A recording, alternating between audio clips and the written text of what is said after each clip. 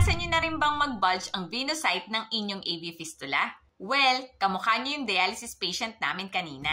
2 hours after mahook ni patient sa dialysis machine, bigla na lang nag-alarm ng high venous pressure. Agad naming inassess ang access ni patient at napag-alaman nga na lumobo ang kanyang venous site. Sa ganitong sitwasyon, may tinatawag na single needle dialysis na maaaring iset sa makina upang ipagpatuloy pa rin ang inyong dialysis session kahit isa na lang ang inyong needle.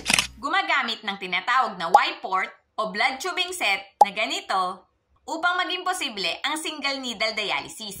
Ang ganito nga lang dialysis ay may less clearance lamang dahil salitan lang ang paglabas at pagpasok ng dugo sa isang needle imbes na 2 needle sa inyong AV fistula.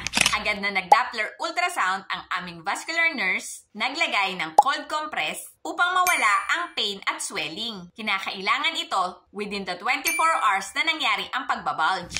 In-instruct namin ang patient na maglagay ng warm compress after 24 hours na lumobo ang kanyang AV fistula to widen the vessel at mag-promote ng blood circulation muli.